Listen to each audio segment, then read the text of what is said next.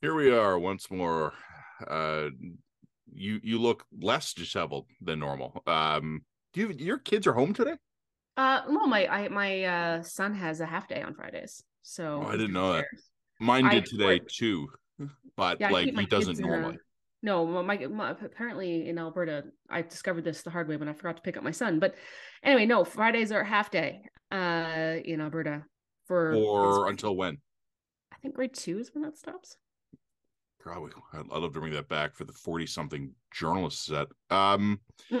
So we did something unusual this week. We put out a special dispatch on Wednesday, and the reason we did that was honestly because we were flagging stuff to talk about on the weekend dispatch, and we realized if we didn't start triaging some of the stuff that was coming out, we were just going to get buried because there Well, was so much news. that and we actually had a nice lineup all set up for this week, and as always happens, whenever we have a nice lineup for this week, it all goes to shit because news happens, and there was just like I didn't.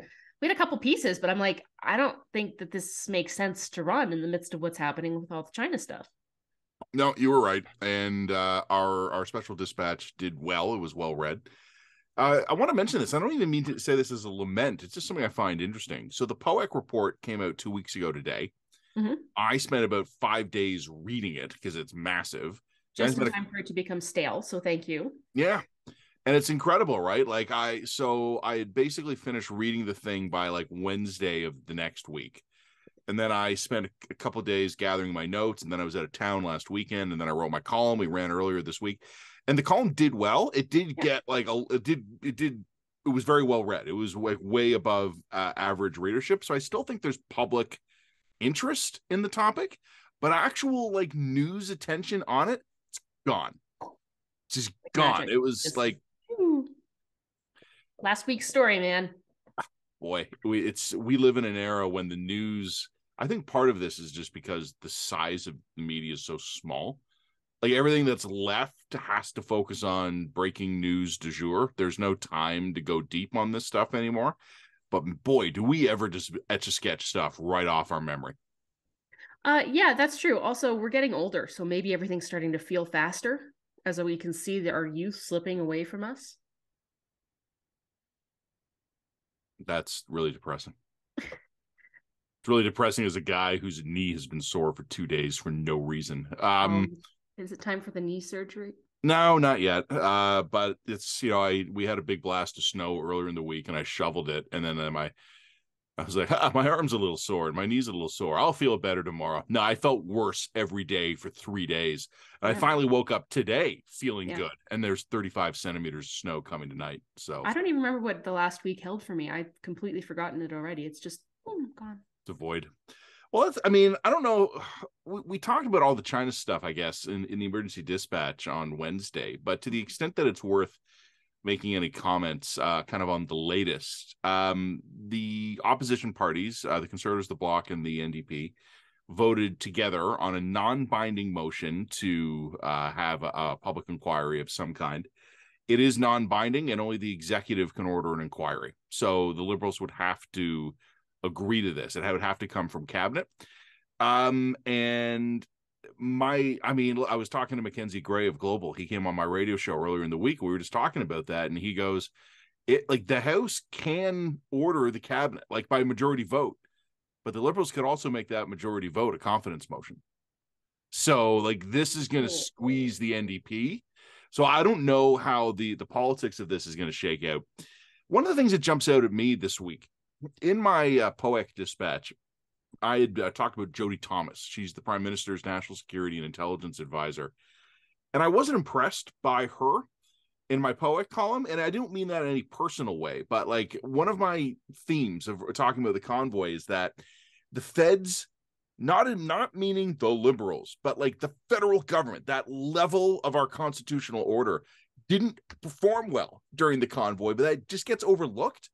And I think it gets overlooked because everyone thinks when we talk about the feds, we mean Justin Trudeau. Mm-hmm. And people go, oh, what could have Justin Trudeau done differently? Yeah, maybe. But we have an entire layer of government that is the federal Yeah, government. Justin Trudeau is not like a Yeah, thousand armed man yeah. pulling all the levers. Like he does have a government ostensibly beneath him who does a lot of the work. and it didn't during POAC. Yeah. And I had specific criticisms of the national security apparatus and the intelligence apparatus in the Canadian government, who spent most of the crisis being like, what's going on? Are we supposed to do something? Who are we allowed to talk to? Why are you guys checking Twitter? Oh, did something happen? Like, they were just in a fog. And this week, and I don't have any answer personally. I don't know anything about her personally, but Jody Thomas is not impressing me. She's the Prime Minister's national security and intelligence advisor, and she went before the Parliament this week. And first of all, she did acknowledge that there have been multiple briefings on election interference, which is kind of boxing the Prime Minister in a bit because he's denied having received some. But she also said, she repeated the Prime Minister's talking point from earlier in the week that unelected security officials don't get to dictate who runs in our democracy. What the fuck? That's a non sequitur. No one is saying that. And it was earlier in the week in Toronto, well, in suburbs, in Mississauga, the Prime Minister was with Doug Ford for jobs announcement. He's asked, what did you know? When did you know it? And he goes, it's a really important principle that unelected security officials don't dictate who runs in our democracy. What the fuck? That wasn't the question. That was a talking point. That is literally the Prime Minister throwing a confetti bomb out there. And also, let's note it's working. A little bit. I mean, I don't think it ended his problem, but we're talking about it.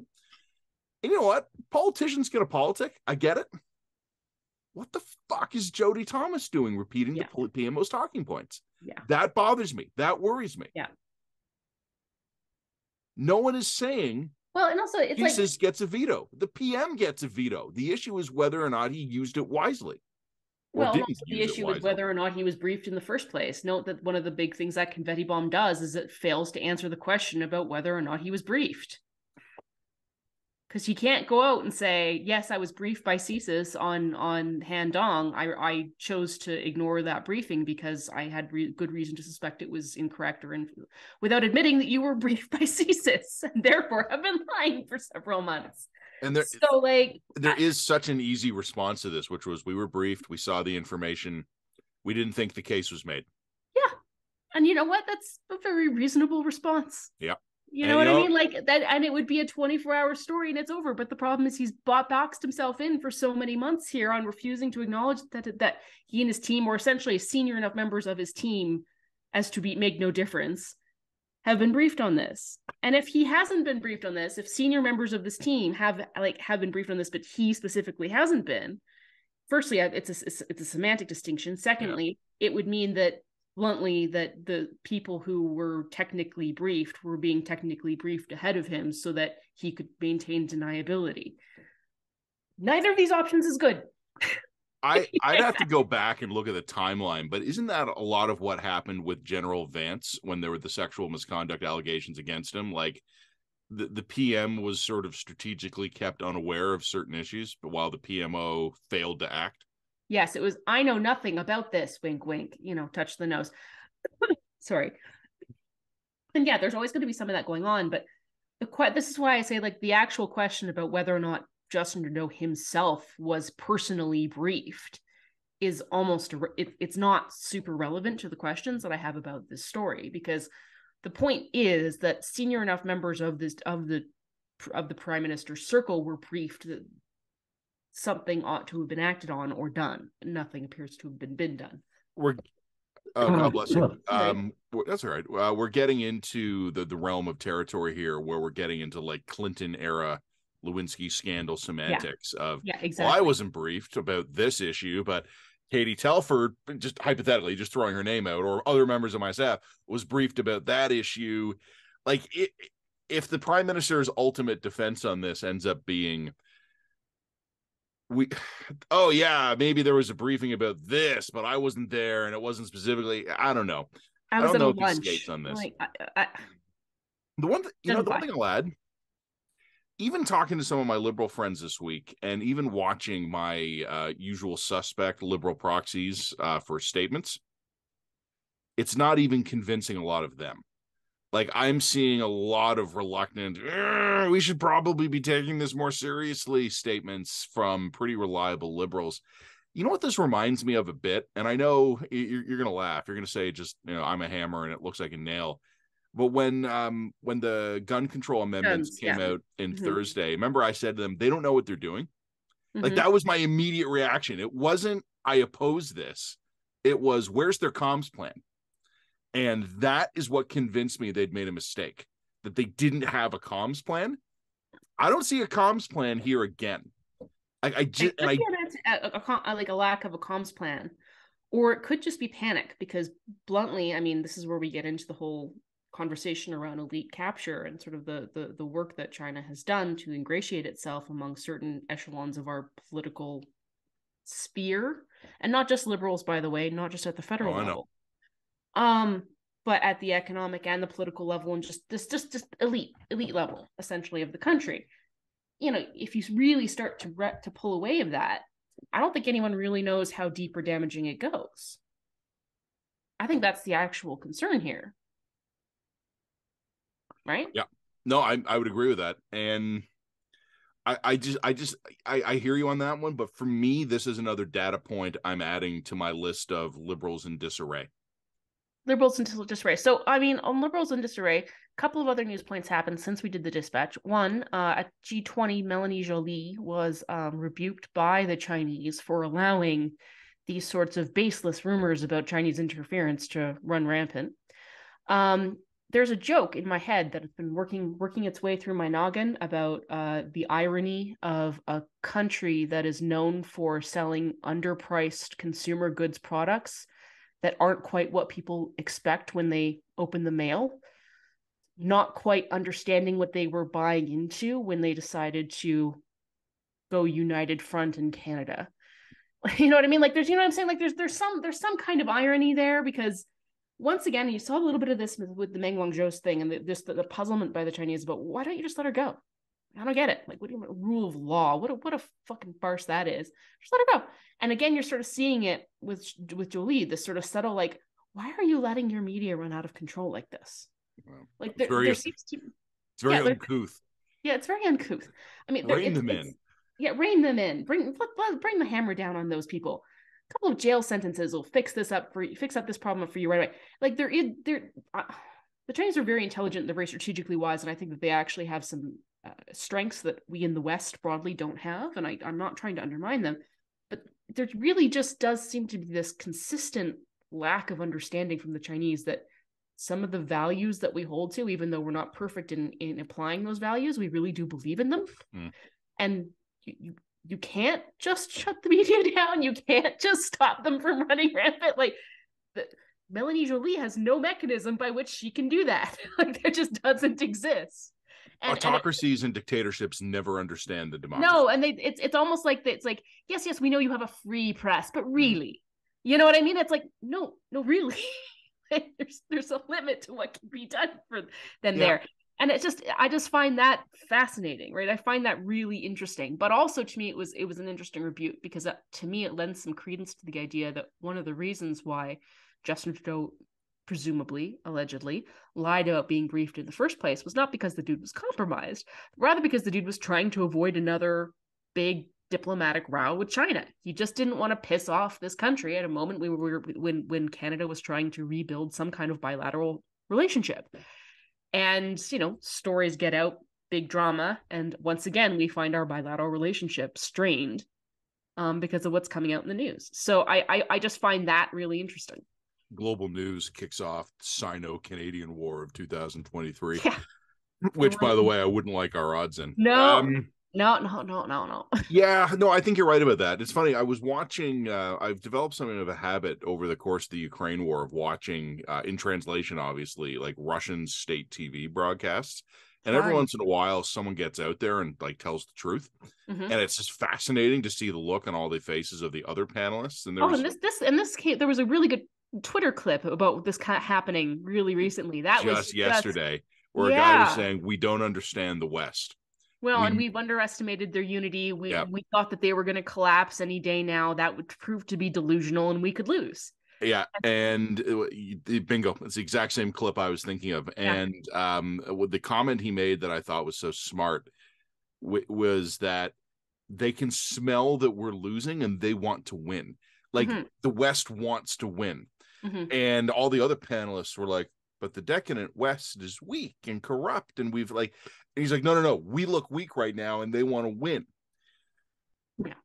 And I would just say the world would be a better place if the non-democracies would stop underestimating the democracies, but it would also be a better place if the democracies would stop overestimating themselves. Like, we just need to underestimating ourselves. Pardon me? We're underestimating ourselves. I mean, like, if there's one lesson of history over the last 100 years, and you'd probably be better to speak to it than I would, and that is democracies are slow to get going, but when they go, they're not stoppable. And that's because we will literally nuke you. We will fucking destroy you. And the reason why that is because we can generate actual consent among the population without terror or use of force. Now, we can't do that easily or quickly. But once you actually have the majority or the majority of consent of a population behind you, you become unstoppable, particularly when you're wealthy, which we are still. So decadent West, my ass, right? Oh, we are decadent, but don't we are completely. Yeah, correctly. Yes. Yeah, no, you're right. I think that's exactly it. We are very, very difficult to provoke into a rage. But once we are on rage, like I said, we will literally nuke you, and we will burn your cities to the ground. We will conquer your countries. We might regret it later, like 2 generations later. We might have seminars. We will definitely issue an apology about it in a few generations. You'll get an official apology about it in our free parliaments. But in the meantime, we will kill you. Yeah. I think that's basically a fairly good read on the geopolitics of democracies at war, and our enemies never understand this, and it always ends up getting both of us into trouble. That's true. Well, a couple of things on the China front that were flagged. I don't know if I have a ton more to say about it, but I had a laugh this week. So, I want to return just a minute to something I said before, but the Liberals not having a comms plan. They've looked bad since last week. They've just been cycling through a bunch of talking points, sending out some of their less impressive MPs to be their spear carriers on this to try and. Mark Gerritsen talking about what was it? The money to the Trudeau Foundation was actually making the Conservatives look bad because it happened on Harper's front, or perhaps the attempt to try and make Pierre Poilievre look bad because he took money from Taiwan to visit Taiwan. Yeah. It's not going great. That's some Ralph level dumb. It's real dumb. That's right. No, my nose. I got my nose. It's really dumb. And I would say on top of it being and it has Ralph Wiggum. Okay, I didn't get it at first, but now I get. You said Ralph and I didn't get it. Ralph now Wiggum, I get Ralph Wiggum. Yeah. The other thing I would just add to it is like bad. They are bad. Bad. Liberals spent all week trying to figure out a defensible narrative, sending out Mark Gerritsen to just say insane things and see if any of them work. And in the midst of this, the Trudeau Foundation takes a look at what's happening and goes, "No, this ain't good." And people, I've had TrueAnon types all up my butt this week going, "Hey, the Prime Minister's not involved in it. It's a blind trust." They don't get it. Like, they think the TrueAnon types overreact to every criticism of the PM. I'm not saying he controls the foundation. I know that he doesn't. He doesn't. What I'm saying is that the Pierre Elliott Trudeau Foundation has a better read on the optics of this than the government of Canada. Yes, because they gave the $200,000 back. They're refunding a check that the Globe is linked back to China. Yeah. And the foundation as an independent entity takes a good look around, reads the room, reads the reporting in the Globe and Mail, and goes, "We're going to refund that check." Right. Meanwhile, thousands of Liberals are telling me there's absolutely nothing wrong with it. You want to know one of my rules? I never keep defending someone for something they've apologized for. Yeah. Because maybe I think they don't have to apologize. Maybe I think an apology is not warranted. When they make it, I accept it. Because if you think you did wrong, who am I to tell you you haven't? And when the Trudeau Foundation is like, "We should probably return this check," that might be something worth listening to. So Or there's no. another little side bit about the Trudeau Foundation, and it's something that people have talked about off and on for the last 8 years or so. But what does this thing really exist for, and how could it? I understand that the Trudeau Foundation was the Pierre Elliott Trudeau Foundation was meant to be a legacy trust in the name of the now late elder Trudeau. I Mhm. get that. But the second that we have a younger Trudeau as prime minister, the Trudeau Foundation, firstly, became flush with cash from mostly foreign donations people who wanted to curry a little favor with the existing prime minister. I'm not saying it Mhm. worked, but I'm saying that's demonstrably true. Um, and it just became an absolute giant potential problem. Yeah. That's a mhm. And I don't know why that didn't either change its name, distance itself from the Trudeau legacy, or temporarily shut down. I just sort of see like there's no way that wasn't going to cause problems for the existing prime minister eventually. It was the exact same thing as the Clinton Foundation, right? No, Exactly.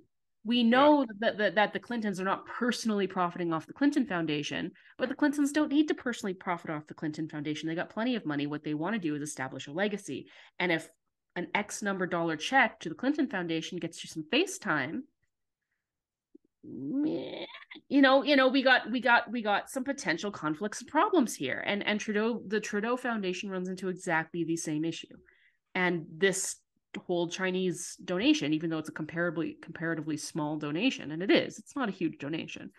And I don't think it actually bought them anything, but it still raises huge optics and conflict problems. So why is this thing still active? Why is this thing still in existence? Why can't it just become the Trudeau Foundation after Trudeau Jr. retires?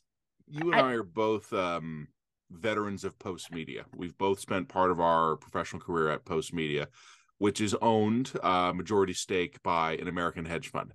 Mhm. That American hedge fund, in the eyes of many people, permanently compromises you and I.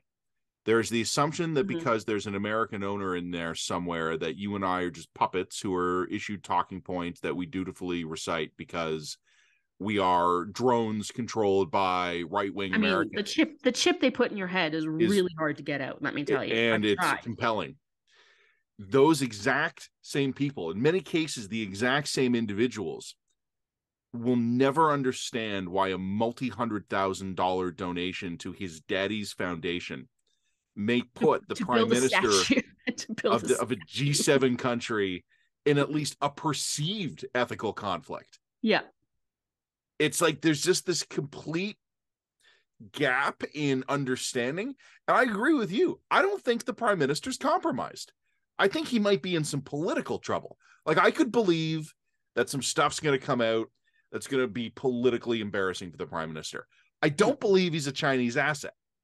No, but I don't think that's plausible. Yeah, but I just think that there is a refusal on the part of many to understand that this doesn't look good. And I think I always quote Chris Selly: liberals are the kind of people, liberals will never believe that they would ever be the kind of people who would do the things they're doing. Well, and the other thing I think is, do I think that the prime minister is an asset? No. But do I think that China has perhaps worked its way into enough relationships of power and convenience to make us a problematic potential ally to many of our traditional partners? I think that's within the realm of possibility. We'll see where this story goes. Like, you know what I mean? Like, I think that this is problematic. I don't think that this is academic. You know what? I would say this. I think a lot of our allies have very similar problems to we do with Chinese interference. Yes, they do. I think most of our allies are dealing with it more responsibly than we are. Most of our allies are dealing with it. Yeah. Tristan Hopper cracked me up this week. Stop that sentence right there. Hopper cracked me up, or Hooper, as I insist on calling him, just because I've called him that since he's an intern. He noted this week, and it made me laugh because it tied in with my Poet column, that if you take a look at how Canada lately has been handling problems, it's like a few thousand reasonably well-trained event planners almost overthrew our democracy, and then mid-level political staff at like a Chinese consulate in Toronto have knocked us into a scandal. We're not fit for battle. We're not very good at things. We're not very good at things. That's going to be the Dispatcher title. We're not very good at things. Oh boy. Including headline writing, apparently. I mean, the only other thing that I have to say, firstly, the other piece of news that came out on the China File was, of course, it started to get a little bit more attention that Justin Trudeau's Riding Association had received a lot of kind of dodgy, suspicious $1,500. That's funny. That was the only item left on my list on this too. Yeah. And all from Vancouver. It's just, what the fuck? Now, this one has been circulating for a really long time. And also, you know, if China were to try and launder money into Justin Trudeau's personal riding association this way, that's a pretty politically amateurish move. Like, it's just that didn't buy you anything. I just Justin Trudeau did not need help winning Papineau. Like, I don't know. And I don't think they're allowed to move cash between riding associations and party HQ. So, like, you bought some signs. Good job. Yeah. For, you know, like this, that would have been a very politically amateurish thing to do. But it's pretty weird. You know what? I've looked at the documents that have been released now that shows a lot of out of riding donations to Mr. Trudeau's riding association, and they're conspicuously Chinese names, and they're all very similar amounts. And I would just say, the funny thing is too, and this is me citing Hooper again, China probably didn't expect much out of this, right? Like, low investment, low expectations. It's like, well, you know, we'll horsewhip the diaspora into throwing a few bucks at the new guy, and then maybe we'll call in some favors later. Like, it didn't have to be this complicated James Bond villain master plan.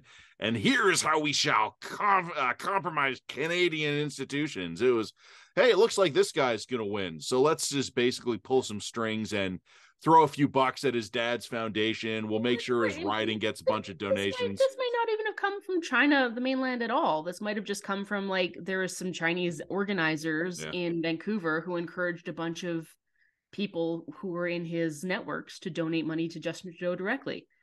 There may be nothing to this at all. I don't know. It's worth looking at, though. Yeah. I mean, it's the picture you get when you pull away and look at it from 100,000 feet, right? Yeah, I felt the same way this week reading the Rosenberg report, which we talked about in our China dispatch on Wednesday. Mr. Rosenberg, the bureaucrat who had written it, is, to my mind, totally legit dude, totally straight and narrow. I got no problems with this guy. Sure, he's eminently qualified. But as we said in the dispatch, the fact that he himself has links to the Trudeau Foundation at the time they were cashing these Chinese checks, I don't see anything nefarious there, and I'm not implying anything nefarious there, but the optics are bad. And again, there's just this blind spot, I think.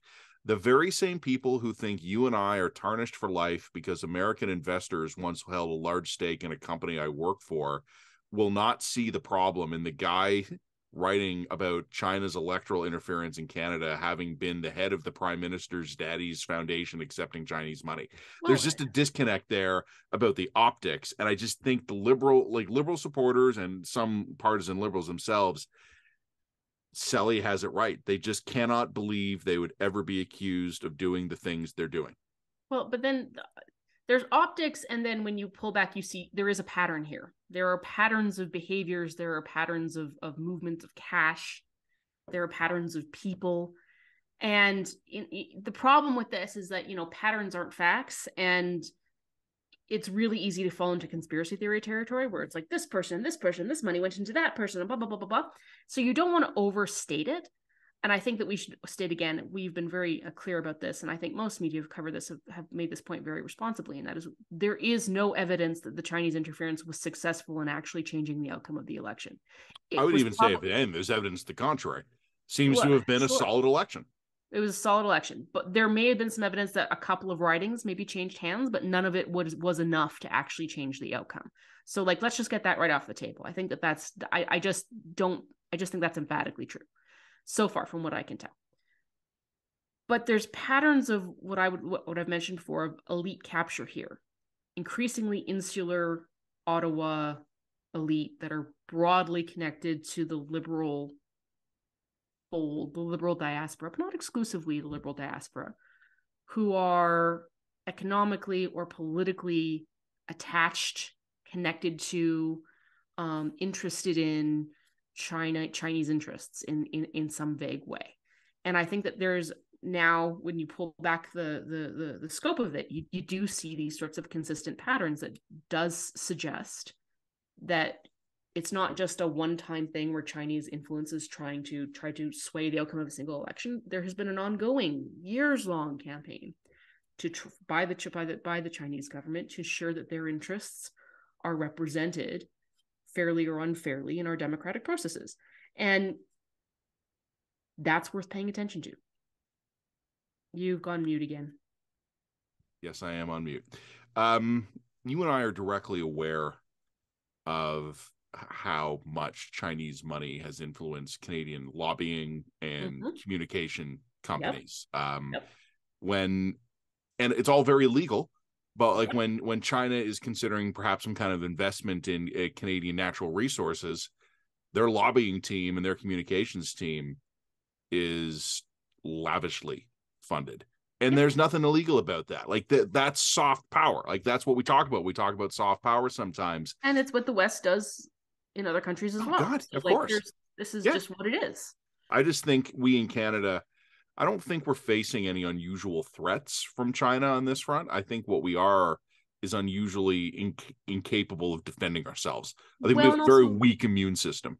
We have a weak immune system. And the other thing I would say is that Canada, I think, maybe is uniquely vulnerable in the way that Australia and New Zealand is weakly vulnerable, in that our dependence on China economically is high, which makes us a little like we're not America in the sense that we're our own economic force of nature.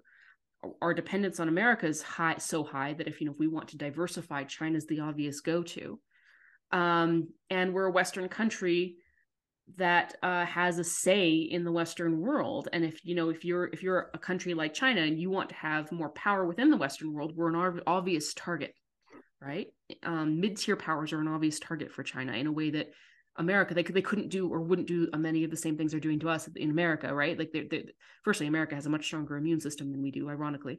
And secondly, the Americans will punch back. Yeah, the Americans would punch back, and we can't, right? So we're in this really weird, being a middle power puts us in this really weird, precarious spot where I think we're actually kind of uniquely vulnerable. But anyway, that's just me pontificating. No, I agree with you. I think that kind of ties a ribbon around the China stuff, I think, because we already covered so much of it on Wednesday. And anything else? Talking about it. Yeah, the only other thing I want to talk about is what the fuck's going on at the CBC. It's not that they haven't covered the China stuff, but every time I open up the CBC, it's like they're talking about TikTok in China, or they're talking about Christine the Inuit artist opens new exhibit in Winnipeg. Or it's did you hear that several of the Conservative Party caucus members were caught meeting with this far right European Union woman whom I never heard of until last week. Like, we covered this last week and they're still covering it this week. You know what I mean? Like, it was really fucking stupid for those 3 Tory MPs to meet with that woman. Yeah. It's not out of my baseline expectations for conservative stupidity. No, and the idea that is still a bigger story than what's happening with Chinese influence is just completely batshit. So, it's not that the CBC hasn't covered the story, but it's underplayed this story so dramatically, it's been impossible to ignore just how dramatically. And I think the highest profile thing they've had about it, especially online, has been this bizarre column by Aaron Weary, where it's like, well, the Chinese certainly have succeeded in kicking up a media fuss. It's so weird. I can't account for it. But it's really bizarre how little attention they're giving to this story. All right. Well, look, I was out of town, as I mentioned last week. I was gone all weekend. Out of town, offline, was not paying attention to the news. As I was leaving for the hockey tournament, Global News last week was dropping the big scoop. They were naming Handong. They were really kind of peeling back some of the layers on the onion. And back at the hotel room on Friday and Saturday nights, and then even on Sunday by the pool when the tournament was over, when the kids were just splashing around, I'm like reading through all the news sites. I'm getting caught up in everything. And I noted that the Star and the CBC were silent. The Star and the CBC are often felt by many to have a left-wing bias. And I thought to myself, interesting. My gut feeling was that it was not an issue of bias. And I had a Twitter thread where I talked about this. I said, I bet this is actually an issue of weekend staffing, where some editor has decided, hey, look, Global got a big story on Friday night, and come Monday morning, we're going to put one of our big guns on it, and then we'll come up with something. And in the case of the Toronto Star, that's basically exactly what happened. By fairly early on Monday, there was a very good, comprehensive article that the Star came up with and published. You know what? I think it would have looked better on them, and they might have done themselves some favors if they'd had that out 24 hours earlier. But you know what? I get it. Like, I was sitting at a pool. Like, I wasn't working either on the weekend. So no problem. I'm not going to cause anyone any problems. And I kept watching cbc.ca/news, kind of going, any minute now, I'm sure the CBC will have their story. And it didn't happen. And when I tweeted this out, I did hear back quite quickly that CBC Radio 1 and CBC Newsnet had been covering it. So the broadcast component of the Mother Corps responded quickly, and they were covering the story. I wasn't able, because I was out and about. I wasn't watching or listening. No, and I mean, I'm not claiming that I have a 24/7 ears and eyes to the CBC either. So, and Newsnet is one of those areas I don't really pay attention to, but good for them. But I mean, it also is interesting to me that, the hard news sections of CBC are covering it, but the softer news sections of CBC are basically almost underplaying it. It's weird. Honestly, let me just pull up, and here I am. I'm going to tell you the top 10 stories on the CBC right now. Okay. A single and foreign. These are not the most popular ones. These are the top story. These are selected by the editors. Okay. A single foreign worker blew the lid off a massive international trafficking ring north of Toronto, police say. Okay. That's a worthy story. That's good. Yeah. No, so you're getting the Toronto news here. You're not getting CBC National. No, this is national. I have the top national stories selected. Sorry. Okay. All right. Mexican man who died near U.S. border struggled to pay bills in Canada, family says. Nice. Okay. Good. Asylum seekers bust to communities that struggle to help them. For these asylum seekers, Windsor feels like home. Roxham Road is just a small piece of a global migration crisis. What is the third safe country agreement? U.S. Republicans are warning migration from Canada is a problem. Nordstrom followed familiar path to failure. Too big, too fast, not Canadian enough. Family of Saskatchewan man who had stroke in U.S. relieved after Blue Cross changes mind, agrees to cover $500,000 bill. A new streaming bill is close to becoming law in Canada. Here's how it works. Now I'm just honestly quickly scrolling down here. Oh, here's one. Trudeau slaps down questions about public inquiry into election meddling. Let me just count quickly how many stories are above that. 1, 2, 3, 4, 5, 6, 7, 8, 9, 10, 11, 12, 13. It is the 15th story currently on cbc.ca/news. And it's being covered very much as a reaction process. PM said this. Yeah. Okay. So, I'm sorry, but am I out to lunch? That feels really weird to me. I think it's a problem. And I don't know how to explain it. I don't think it's good, and I don't think it's helping the CBC. I think it's going to make their problems worse. I think right now the CBC is a target on their back, and they could be doing things to make their lives easier. This ain't that. Yeah. Anyway, if there's any insight into why the CBC is making that decision, because I mean, like, there's a certain point where you have to be like, that's a decision. You've made a decision to not cover this, but to undercover this or to underplay this. Just out of curiosity now, I'm jumping around all the major news pages. Toronto Star has it in third position. behind a local exclusive plus a weather warning. We got a blizzard coming. Yeah, You know what? Okay, I that's get it. legit. Weather warnings Legit. always take precedence. Especially in a local newspaper, 100%. Yeah. National Post has it as lead item. Yeah. Globe and Mail. I think the Jolie stuff was lead item earlier today. Lead items right now. No, it's not in the lead right now. It's near the top, but it's down a bit under. It looks like they just came up with a big Ukraine package. Oh, big fair bunch enough. of articles. Okay, so they're releasing their weekend Ukraine package then. Yep, CTV News. Let's check out them. So for people, it's in number 3 position at CTV News, and that probably the weather is their number 1. No, they've got. I'm at national. I'm sure it would be for local CTV Toronto.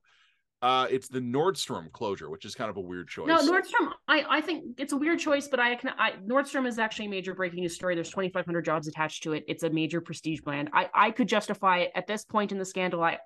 It's not off to me that Nordstrom would be one of your top 3. Global News has it near the top, but it is mostly right now storm coverage for the blizzard rolling, which is a local paper. Makes sense. So I mean, and even when I say with the Globe, it's like, okay, so if they were coming up with a big Ukraine package, they've probably been working on that for a couple of weeks. Yep. And so they're trying to roll that one out before the weekend paper. So yeah, okay. So that if you were to put the China stuff sort of second or third underneath there, makes perfect sense to me. So I mean, we're making these observations late on a Friday, 2 weeks into the scandal. Later on a Friday, 2 weeks in the scandal, all of the major newspapers or news outlets are still putting this as one of their prominent top scandals, except for the CBC, where it's 15th and a process story. Yep. That is bizarre. That is a choice, and that is bizarre news judgment in my brain. I cannot reconcile that. I agree with you. And again, they're not doing themselves any favors. No. Speaking of media, news, we just want to talk quickly layoffs. Well, I mean, fuck. What can I say? So we talked a couple of weeks ago how the axe is falling at Post Media, and that process actually hasn't resolved itself yet. Which is crazy. It's ongoing. Yep. It's been working its way through. The Montreal Gazette took some losses recently. I think the papers out in Vancouver have taken some losses. I'm obviously in touch with my friends at the National Post, and what can I say? Like, all I can do is tell them I love them and I wish them the best. Like, I worked with these guys side by side for like 14 years, and I don't know if all of them are going to keep their jobs. And so I feel terrible for them. And then this week, we find out that the axe has fallen again at Global News. I haven't seen a full list of losses, but some relatively high-profile journalists at Global News have been let go. I'm given to understand an entire sports department in Edmonton is gone, and sports in a metro market is a big deal. Yeah, that's a big deal. Like, my God, like the Oilers alone should have a team following them. So it's frustrating. Again, like, I don't know what to say. The only thing I have to observe on this one is that a couple people have noted that particularly the layoffs at Global seem to have centered a lot on young women. Young women seem to, There's one thing I think that's worth noting on that one, and that's the union. Yeah. You work for a union shop, and it's always going to be last in, first out. Yeah, that's right. That's what it is. And that's why firstly union shops are kind of shitty to work for. Bluntly, I found I just found like every union newsroom I ever worked for was really rigid and difficult. And it just meant that fresh young talent just consistently got blown out the hole. And it's also, secondly to that, it's also why newsrooms really struggle to diversify. Mm-hmm. Because as the country's become more diverse, a lot of the young talent coming up is more diverse. And it's also far less likely to find a permanent, stable foothold within any newsroom because of the existing union structures. Because the union is protecting the newsroom as it would have looked when someone joined 30 years ago. That's right. 30-year career. And 30 years ago, Canada was a hell of a lot wider. 30 years ago, it was 1993.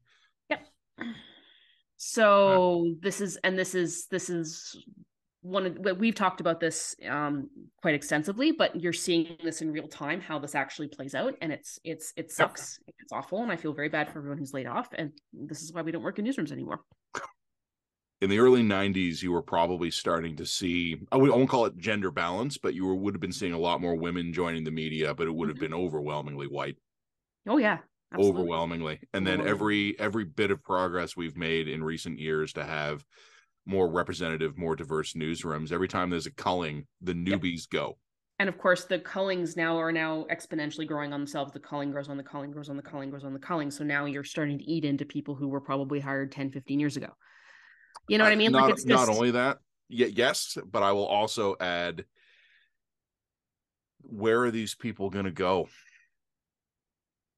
They're all going to find great careers. I have no concern about the ability of any of these people to put food on the table, because they're all smart, they're ambitious, they're good at what they do. They're going to land. That's not going to be a problem. Anybody who actually landed a job in a newsroom is smart and ambitious enough to make it. to fight your way up through that. To fight your way up. Nightmare. Like you'll be fine. You just won't make it in journalism. Yeah, because like I tried to explain to someone the other day that it's like musical chairs. Yeah. For an entire industry, right? Yoink, all the chairs go out, and you're like, well, shit. And it's all the relatively young newcomers who are more, I mean, not universally women of color, but more diverse than the balance of the disproportionately more likely to be women of color the less seniority you have. Yeah. And it's musical chairs, because not only are they getting laid off from, in this case, Global, but that, like, it's not like Bell Media is hiring right now. Post Media is letting people go. Yeah. We've heard rumblings. We won't say anything here, but we know that there's another round of layoffs coming at another large outlet. So all these, God bless these young journalists, these kids. But they're gonna.